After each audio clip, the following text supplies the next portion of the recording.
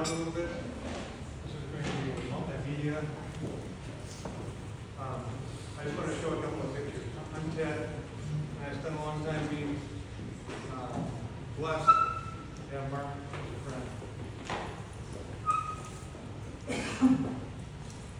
And apologies, this is tough to see.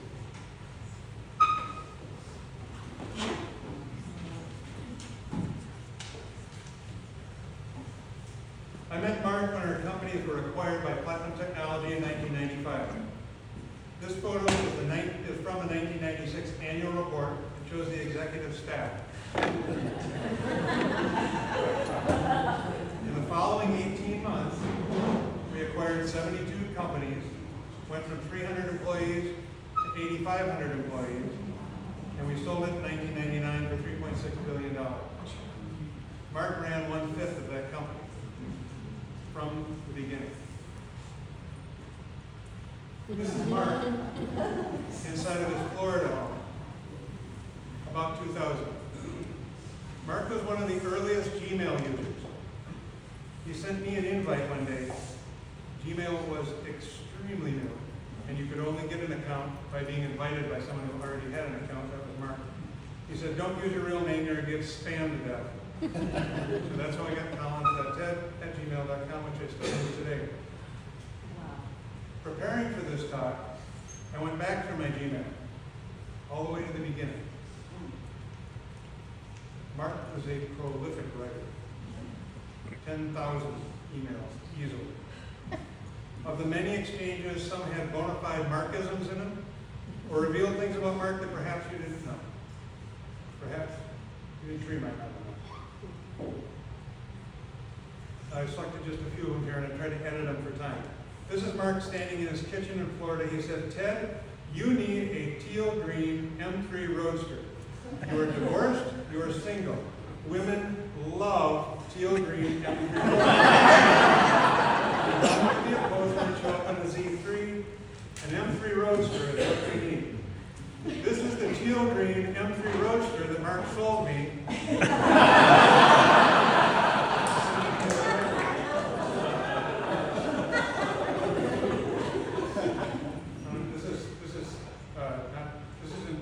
NC-18 or anything, but I apologize a little bit for the language, but I wanted to be authentic. Some years later, Mark said to me, "Ted, don't be a dumb fuck. Marry Brenda, but wives, as distinct from women in general, wives hate M3 Roadsters. You also suck at being a single guy, so you need to sell the M3 Roadster." I parked it in Mark's driveway in Florida. I sold it on eBay to a fellow in Vancouver because I couldn't find anyone further away. June 25, 2003. "Ted, I am now ready to get serious about this business." This is Mission Mode. "Let me explain briefly. I was intrigued but not really convinced that Mission Mode was going to be a keeper. My confidence rose when I met the guys at your house. And then the process of sending Amy off into the greater world. Having had it go so nightmarishly wrong last time we tried to pack a daughter out to school, it has been more stressful than normal for us, and et cetera, et cetera." He ended by saying, I quote Hunter S. Thompson, "When the going gets weird, the word turns pro." Also from Hunter S. Thompson, same email, "I hate to advocate drugs, alcohol, violence, or insanity to anyone, but they've always worked for me." That's commercial.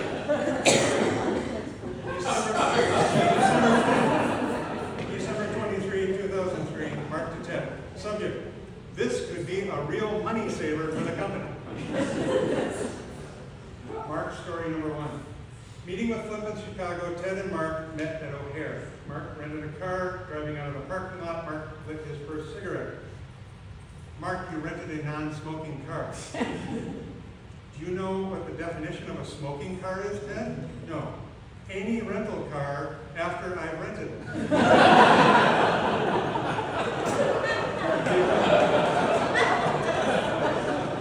We arrived late to the building, ran inside. It was a blazing hot day, Butterfield Road, west of Chicago.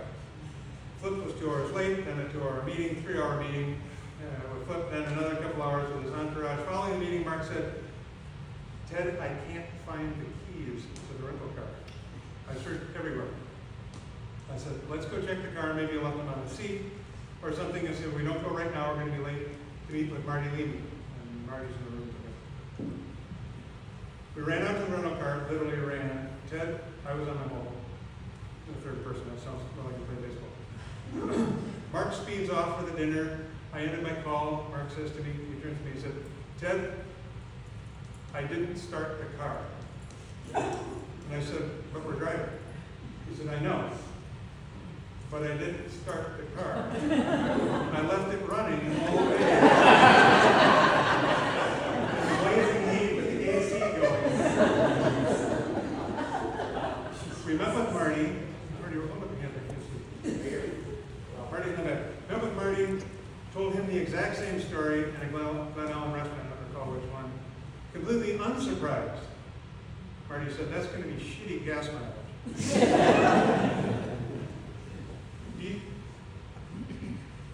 December 21, 2003, Mark to Ted. Philosophical matters. I have decided that I prefer dealing with people whose dominant motivation is greed as opposed to avarice, lust, envy, pride, etc. Although actually gluttony doesn't bother me that much, as long as it does not involve too much slobbering, and it's easy enough to blow out the slothful. Whatever else gets said about Mark, that man is right. March 21, 2004, Mark to Ted. Just got home a few minutes ago. We'll call you as soon as possible when I get combobulated. Mark. Mark loved lost positives. He liked combobulated. It annoyed him that people were discombobulated, but never combobulated. So he collected. Second story from Mark. Mission mode with a team at my house in Minnesota to go over quarterly reviews. The head of sales said, I will do my best on those goals, but I'm not sure I can achieve them. The head of EMEA, Malcolm Hefner in the UK, said, God never gives you anything you cannot handle. And Mark chimed in, yes, but Ted will.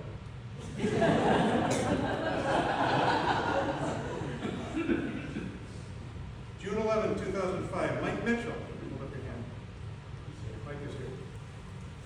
Mike is there. Mike Mitchell, the Mission Mode execs, reflecting on his family trip to Disneyland and how disgusted he was with how commercialized it had become.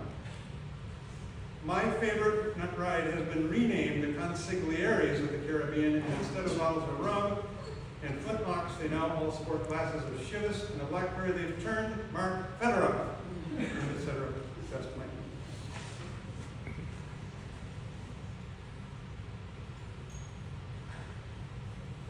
August 22, 2006, Mark to the entire company.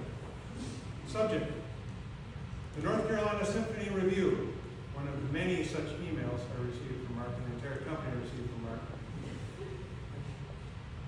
On Thursday, March 16th, the North Carolina Symphony presented its 5th concert. Violin soloist Amy Rebecca Fetherolf joined the orchestra. I sat spellbound listening to Fetherolf playing. As I said, we got a lot of these news articles circulated in the company. Mark was extraordinarily proud of his daughter. In 1997, I dragged my kids into the breakfast buffet in Beaver Creek, Colorado, as the snow slowly drifted down outside. Sitting in the dining room was Mark, Tara, and Amy. They were very young girls. Mark would have sacrificed anything for his daughter. I was a single dad, and I immediately respected it. 2007, we merged Mission Mode into Interact 911. I think I could work the paper. April 10, 2007, Mark to Ted. Subject, Saturday night, 8 p.m., bring wife, dogs, kids, whatever. So we have you and me and Mark C. and maybe a bass player for Saturday around 8 p.m. There will also be some audience members, among them Patricia, who would be very pleased if you brought Brenda with you, and of course any other Collinses or hitchhikers or anyone else you find.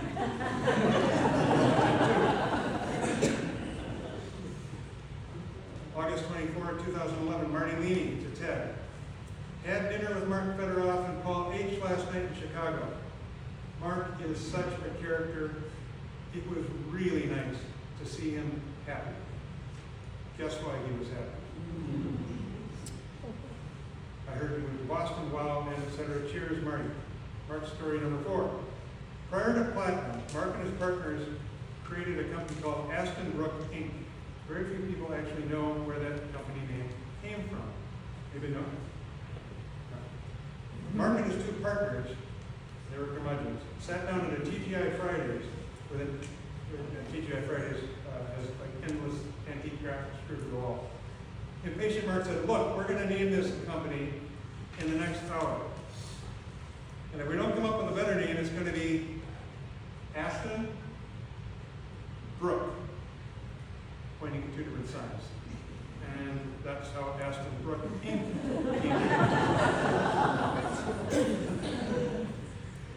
This is an email chain he claimed was his own. I'm not entirely sure it was. June 21, 2010, Shannon to Mark. Subject poster. I opened the screen door yesterday and my cat got out and has been missing since. So I was wondering if you were not too busy, could you make a poster for me? I will photocopy it and put it around my suburb this afternoon. This is the only photo I have of her, and she answered the name Missy, and is black and white and about 8 months old. Missing on Harper Street and my phone number. Thanks, Shannon.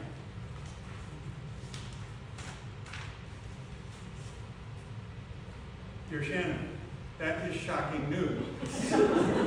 Luckily, I was sitting down when I read your email, and not halfway up the ladder or up a tree. How are you holding it up? I'm surprised you managed to attend work. What was all that thinking about Missy out there before? Frightened and possibly alone, lying on the side of the road, your back legs squished by a hip. Calling out, Shannon, where are you? Although I have 2 clients expecting completed work this afternoon, I will, of course, drop everything and do whatever it takes to facilitate the speedy return of Missy.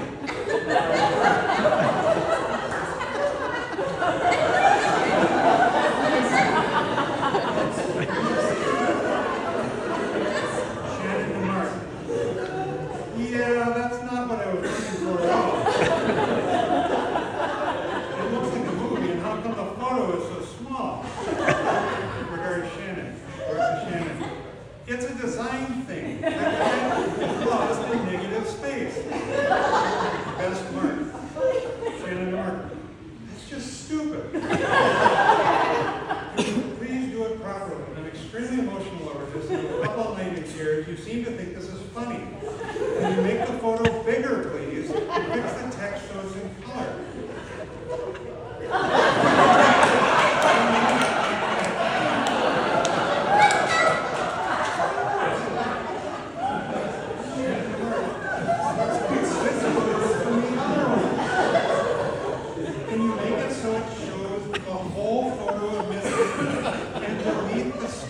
That says missing Missy on it. I just wanted to say lost.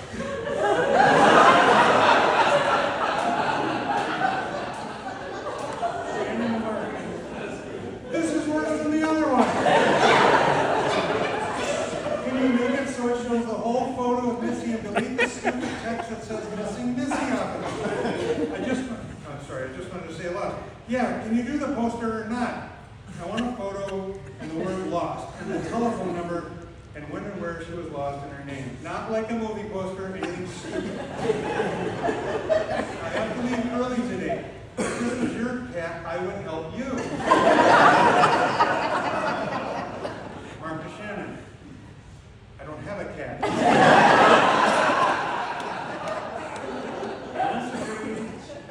To look after a friend's cat for a week, but after he dropped it off at the apartment and explained the concept of kitty litter, I kept the cat in a cardboard box in the shed and forgot about it.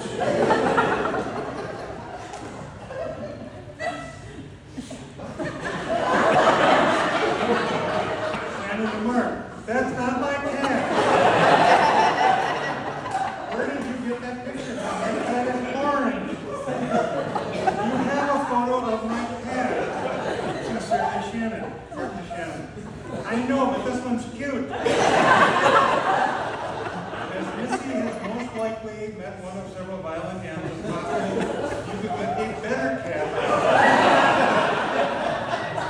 If anybody calls and says, I haven't seen your orange cat, but I did find a black and white cat with its hind legs run over by a car. Do you want it?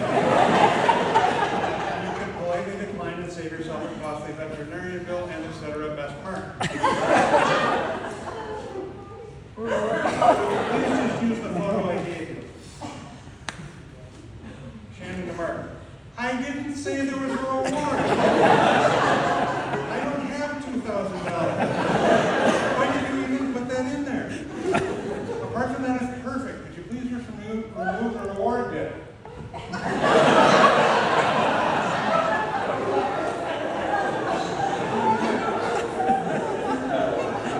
Please just take off the reward bit altogether. I have to leave in 10 minutes and I don't have still to make photocopies of it. Just for Shannon.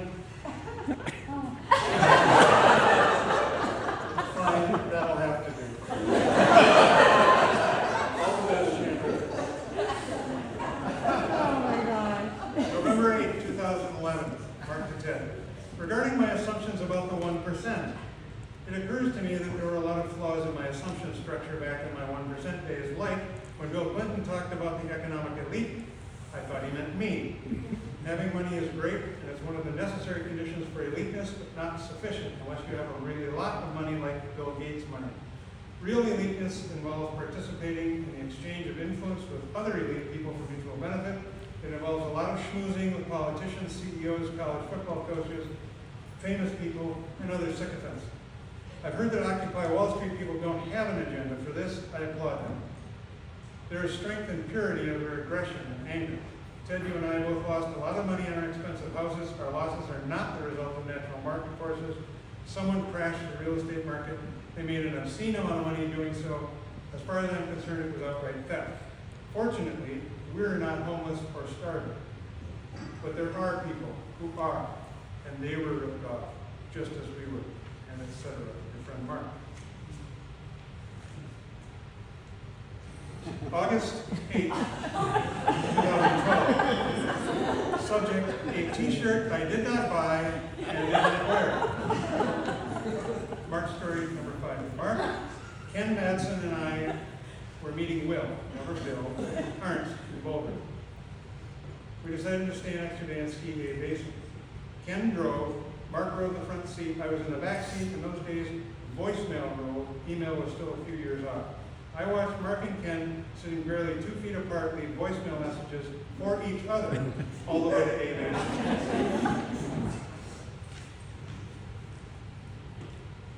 February 4, 2014, Ted to Tree. We love you guys and hope you have a terrific cruise. The picture of Brenda requires explanation. That was snapped by me in Zurich. The sparkly thing on her finger is her engagement ring. It was taken about 1 minute after she agreed to marry me, and about 24 hours after Mark found the diamond and setting for me in Boston. To be clear, I made the final decision on which ring to buy, but Mark was instrumental in narrowing the field for me while I was on a bizarre 2-hour conference call. As he told me that day, Ted, if you want to spend the absolute maximum possible amount on a diamond, I'm your guy. November 25, 2015, Mark to several people. So long as we are waxing literary, I found this fascinating. We found it in the Paris Review, most misread poem in America is Frost Rose Not Taken. To review, I'll just give you 2 stanzas. 2 roads diverged in a yellow wood, and sorry I could not travel both and be one traveler. Long I stood and looked down one as far as I could, to where it bent in the undergrowth. I shall be telling this with a sigh. Some are ages and ages hence. 2 roads diverged in a wood, and I took the one less traveled by. And that has made all the difference.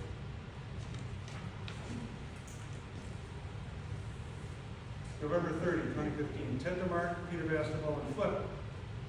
For me, the road less traveled means a road with just a couple of people on it. And when it's one of you guys, that makes all the difference.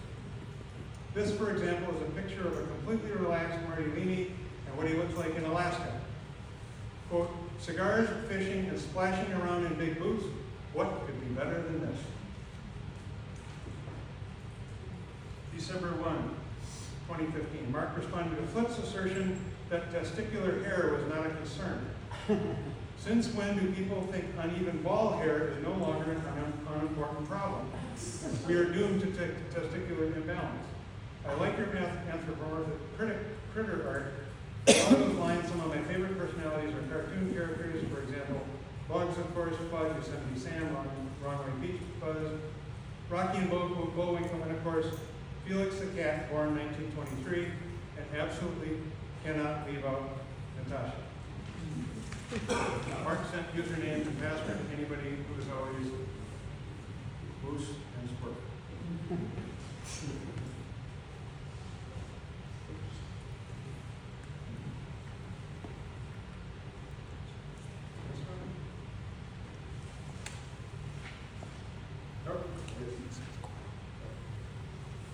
Mark created, long after interaction, Mark created numinary data science.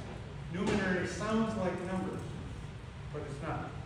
It actually means mythical spirit or mythical being. Mark was a consultant. I sent him this cartoon. The caption is, by the violent nature of multiple stab wounds, I'd say the victim was probably a consultant. December 9, 2015, Mark Ted and Flip. Mark was discussing Thomas Pynchon's Gravity's Rainbow. Great book. This might be the only time that I heard Mark speak seriously about his belief in an afterlife. Quoting Werner von Braun, quote, nature does not know extinction. All it knows is transformation. Everything science has taught me and continues to teach me strengthens my belief in the continuity of our spiritual existence after death. August 30, 2017, Mark and Ted. This photo shows me in the exact same location I was when I learned that President Kennedy had been shot in 1964. Mark. Story number 6. Towards the end of Platinum, Flip told me that I needed to convince Mark to take a particular assignment, and it was a very tough assignment. During the annual Oracle trade show was sold out all of Philadelphia, Mark agreed to meet me in New York and took the train out. I met him at the St. Regis and was just softening him up when he looked at his watch and blurted out, we have 25 minutes to the last train to Philly. So Mark, Ken, and I ran and grabbed a cab, tipped Dexter to get us to Penn Station, and hustled down the stairs onto the train as they closed the doors. We plopped into the seat, Ken across from me, Mark next to me. So, Mark, the reason I wanted to meet was, Mark was sound asleep on my shoulder, snoring. Ken was expressionless. Mark had mild narcolepsy, is what he told me. And he slept soundly on my shoulder until, with great effort, we woke him up in Philly. I searched for hours for a hotel in sold out Philly, and I took the train back to New York in the morning. Later, I pitched the idea over the phone to Mark, which I could have done from home, of course. Mark took the assignment, and the rest was history.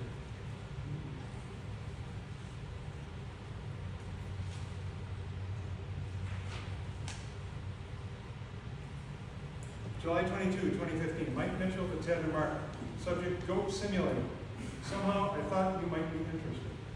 Goat Simulator, Goat Z by Coffee Stain Studios, best Mike. October 24, 2019, Mark to Ted. Subject, Goat Crossing. Thought of you, just saying, Mark. How many people have heard Mark's goat joke? Okay. For anybody who has not heard the joke and wants to hear it, I will tell you privately. Fair warning, Mark's preface to me ages ago was, look, this is a joke, but once you hear it, you cannot unhear it. Once you've heard it, you're in the club. What club? The club of people who have heard the joke.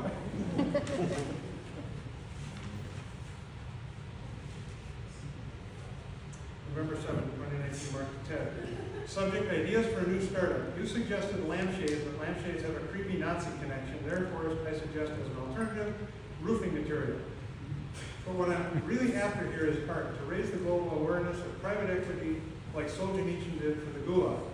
But not high art, because I like the requisite skills and time, so I figured bluegrass opera might be a reasonable populist folk art form, which one might expose the private equity pecks, aka peckerheads, as the effete mama's boys that never did an honest day's work in their lives that they are. Also, I'm learning to play the banjo, does Mark. Thank you, Fred. February 29, 2024, Mark to Ted.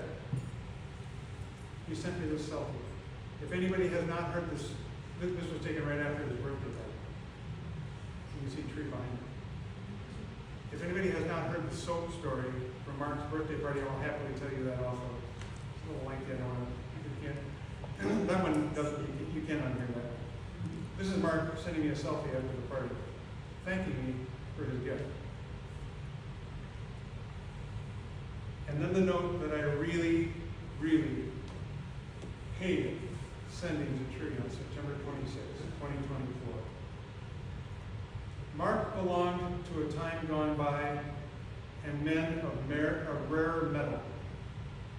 He overtopped giants with decency, intellect, curiosity, clarity of purpose, and authentic selflessness, all with a story and a smile. Deep sympathy, Brenda can tell. Mark pops into my thoughts fairly frequently, at least a couple times each week. I really miss my friend Mark. Thank you all for your attention.